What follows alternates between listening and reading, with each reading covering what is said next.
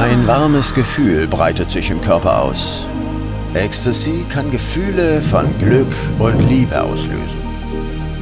Die kleinen bunten Pillen können aber auch akut lebensbedrohliche Zustände verursachen.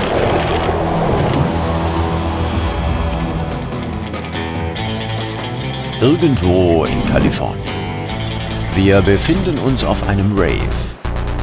Ein 23-Jähriger, nennen wir ihn Tom, ist einer von vielen, die ausgelassen tanzen. Tom fühlt sich großartig.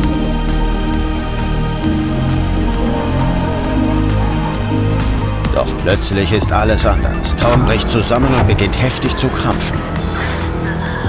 Eintreffende Rettungskräfte spritzen ihm ein krampflösendes Mittel. Doch der Krampfanfall lässt nicht nach. Tom wird umgehend ins Krankenhaus gebracht.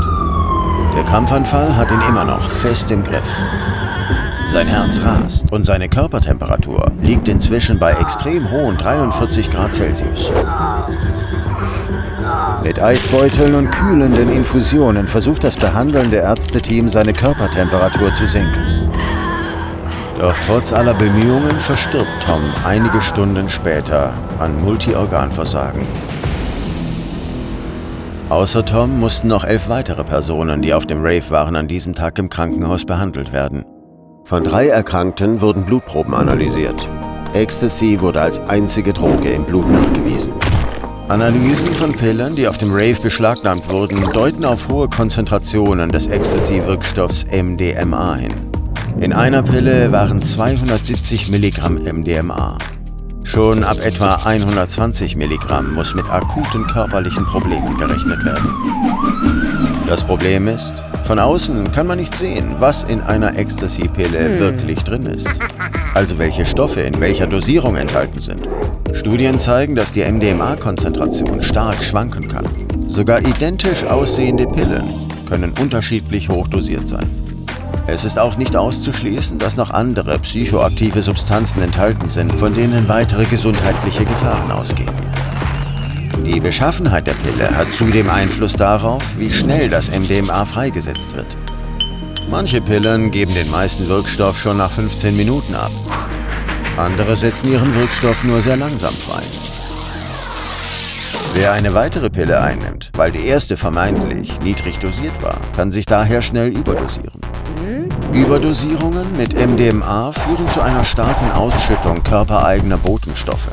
Der ganze Organismus wird in eine Art Alarmzustand versetzt. Mögliche Folgen sind starke Angstzustände, Krampfanfälle und Herzrasen bis hin zum Herzversagen. Bei einer Überdosierung steigt häufig die Körpertemperatur gefährlich an. Körperliche Anstrengungen wie Tanzen und erhöhte Umgebungstemperaturen tragen zusätzlich dazu bei. Über 41 Grad Celsius droht Lebensgefahr, weil Stoffwechselprozesse im Körper entgleisen. Muskeleiweiß löst sich auf und verteilt sich über die Blutbahn. Die Folgen sind akutes Nierenversagen bis hin zum Multiorganversagen, wie im Fall von Tom. Auch eine vermeintlich sichere Dosis kann fatale Folgen haben, weil manche Menschen empfindlicher auf MDMA reagieren als andere. Vermutet werden genetisch bedingte Unterschiede beim Abbau der Droge. Der Abbau erfolgt durch bestimmte Enzyme. Arbeiten die Enzyme nicht richtig, reichern sich Zwischenprodukte im Körper an, die als besonders giftig gelten und zu akutem Leberversagen führen können. Tödliche Folgen nach dem Konsum von Ecstasy gelten als eher selten. Doch was heißt selten? Dazu hat ein Forschungsteam Daten aus Großbritannien ausgewertet. Das Team hat die Anzahl bekannter Todesfälle genommen und mit Daten zur Verbreitung des Ecstasy-Konsums abgeglichen. Das Ergebnis? Bei etwa einer von 33.000 Pillen endet der Konsum tödlich. Das Sterberisiko beim Ecstasy-Konsum sei damit vergleichbar mit dem von Kokain.